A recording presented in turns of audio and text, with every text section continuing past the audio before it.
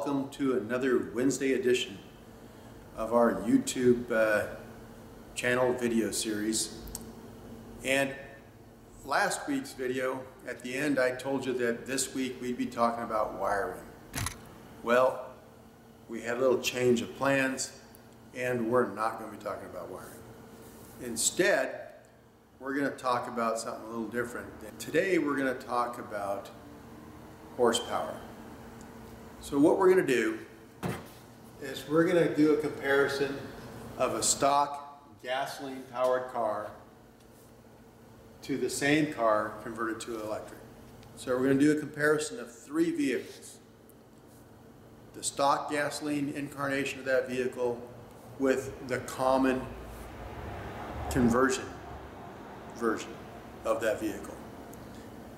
And the three vehicles we're going to compare are going to be a 1974 Volkswagen Beetle,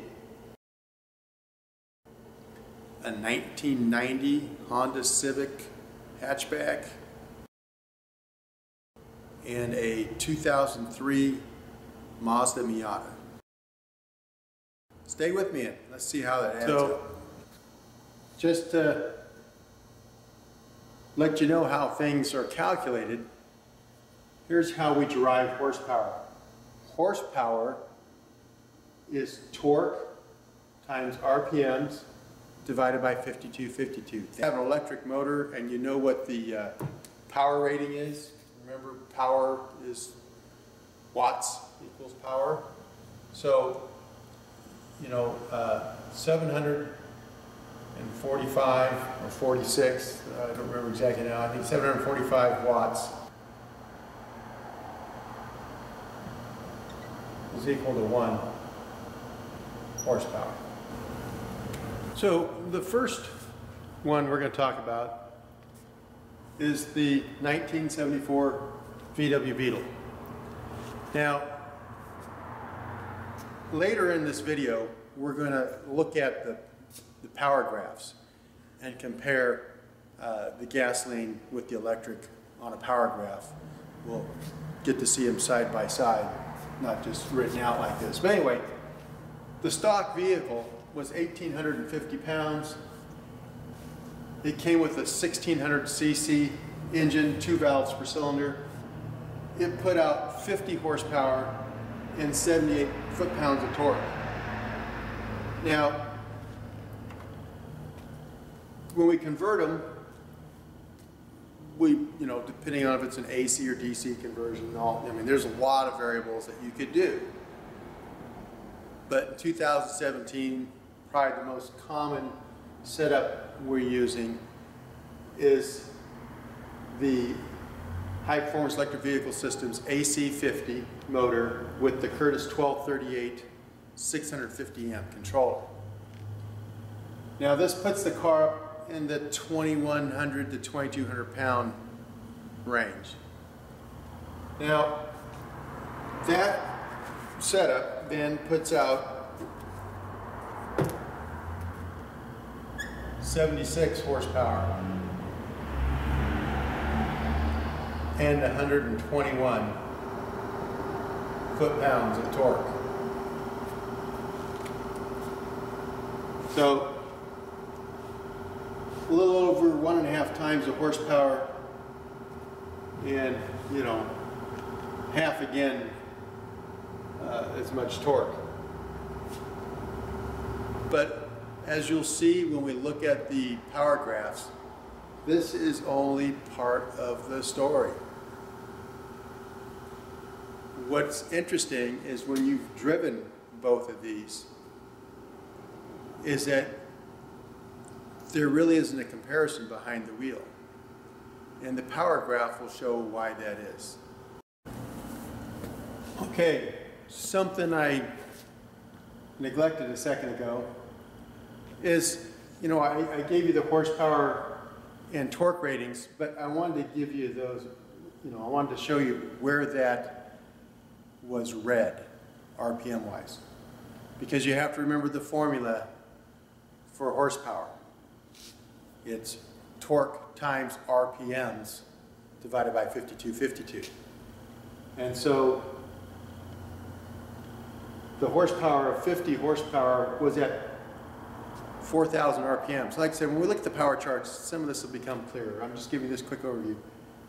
And then the torque, maximum torque, was at 2,800 RPMs. So this is maximum horsepower and maximum torque. Where the electric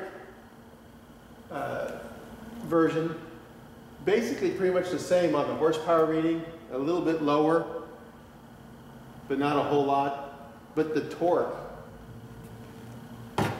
night and day. This, you'll see how it builds torque up to 2,800 RPM. This starts off with 121 foot-pounds of torque at 0 RPMs, and it tapers down to 107 at 3,700. So at the maximum horsepower range, the torque is already tapered off. You know, the torque is tapered off versus, you know, where the horsepower is at the top. Here the same thing is true, but not very much. We still have a lot of torque when we hit maximum horsepower. This is what's going to make the power curves interesting when you can see these side by side. So anyway, let's take a look at the Honda. Okay, the Honda we're talking about is the 1990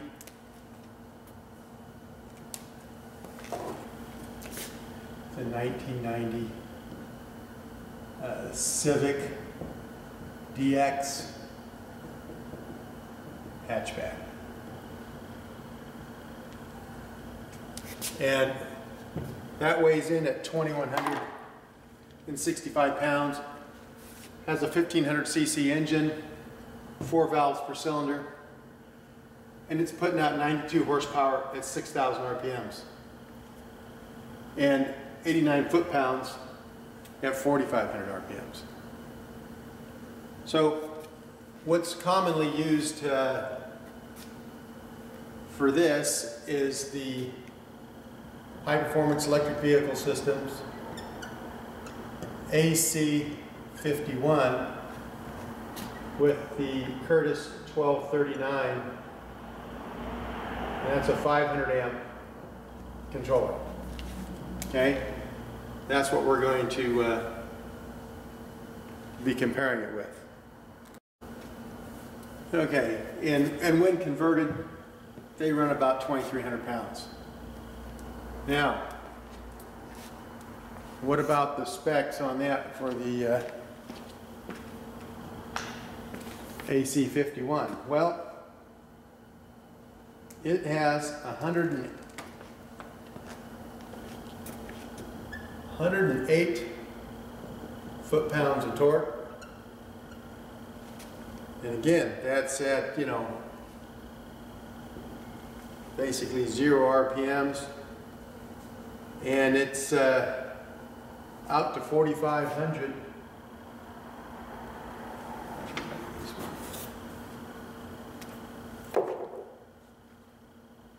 So at 4,500 RPM, it equals 100 foot-pounds. Okay? So, same RPMs here, a little more torque. Now, of course, this is building from 0, it's building torque. This takes off from 108 and drops down to 100 in that same time period. So you can see the horsepower, remembering the formula for horsepower comes in a lot sooner in the RPM curve than it does for the gasoline. And the horsepower in this one is 88 horsepower, and that's at 4,500 RPMs.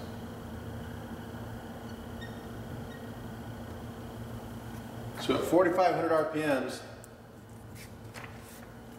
this thing's got maximum torque and maximum horsepower just about. I mean, 108 to 100, that's close enough to me. And so you can see that thing's going to sit down and scream when it cranks up. This one's got to get up to 6,000 RPMs before it gets to its maximum horsepower, which is greater than this one. You wouldn't know it by driving it, let's put it that way. So one more we're going to take a look at, and it's the most sporty of the three, and that's going to be the second generation Mazda Miata. All right, now let's take a look at the 2003 Mazda Miata, about 2,400 pounds, has a 1.8 liter engine, 4 valves, that's double overhead cam, 4 valves per cylinder. Puts out 142 horsepower at 6,500 RPMs, 125 foot-pounds of torque at 5,500 RPMs. So it's kind of a high-revving engine. It develops its maximum torque and horsepower at the top end. Kind of the opposite of our electrics in a way. So common electric conversion setup on these is 2,640 pounds. We use the High Performance Electric Vehicle Systems AC35x2, which uses 2 of the Curtis 1239 500 amp controllers. It's 165 horsepower at about 4,900 RPM. And then the torque, 189 foot-pounds at 0, and about 179 at 4,900 RPM. You can see this comes on with the power and the torque much earlier in the game, and a substantial amount of more torque and horsepower. So it makes that little Miata really a hoot. Okay, this is the power graph for the AC50, and I've added to it the gasoline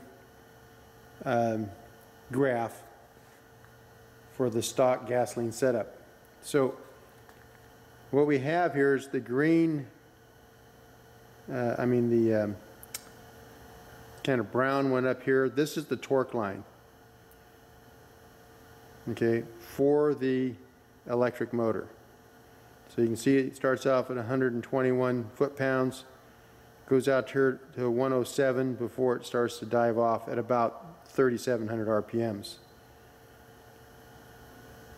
The horsepower is in red here. You can see it builds all the way to about 37 and then starts to taper off. Well, here's the gasoline torque. At 1,000 RPMs, it's got very little, maybe 5.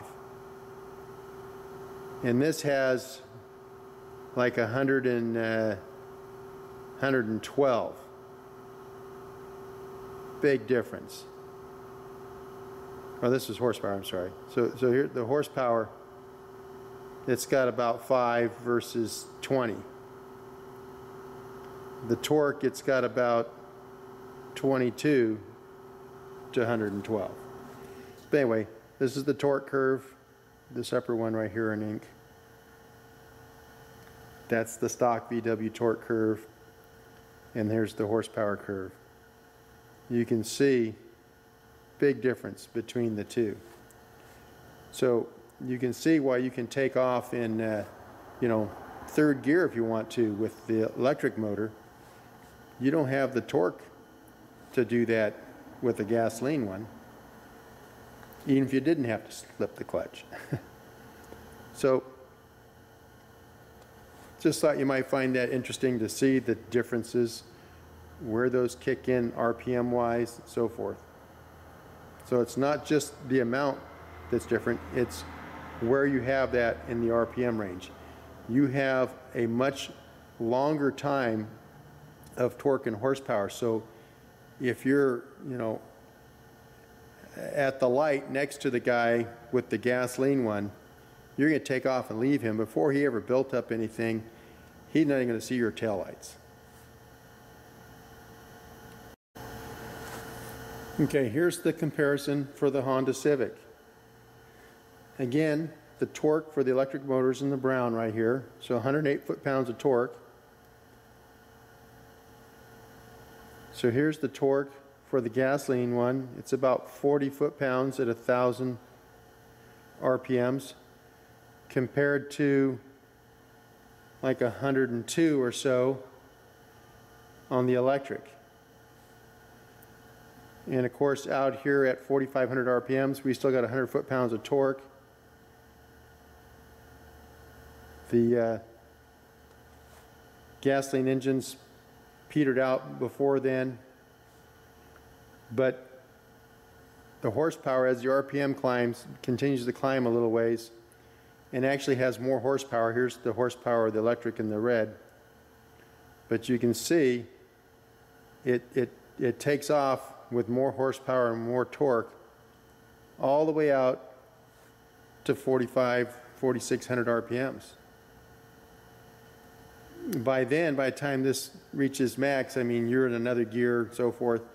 Again, it's just not really a fair contest.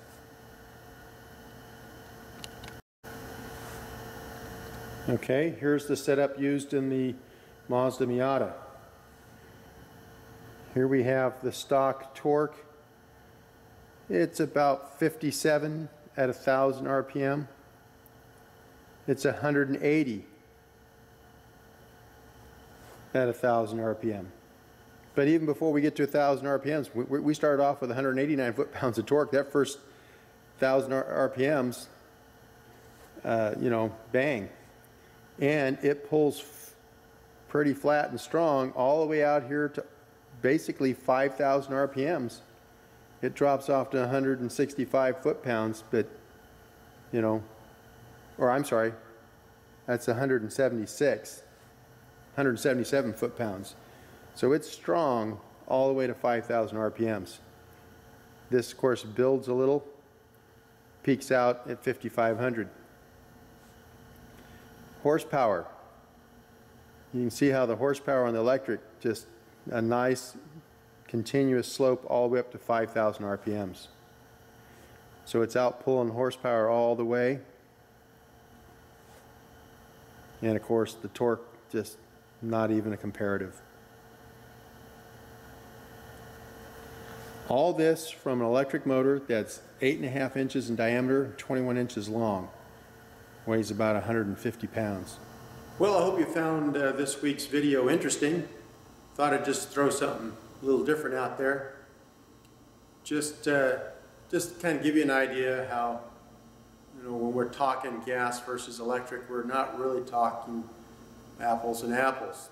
And so it pays to do your homework.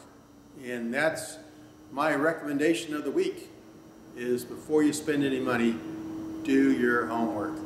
Make sure you know what you're dealing with. Make sure you understand the big picture, because you don't have to buy an electric motor that has the same specs as the gasoline engine.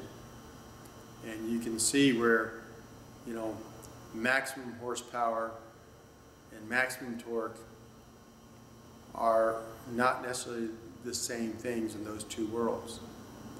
And there's something else you might look at that we didn't cover today, and that's continuous horsepower, continuous torque.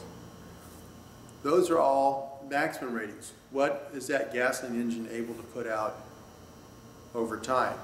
In the same way with the electric. they are not able to put out those maximum figures indefinitely. Those are maximum peak figures.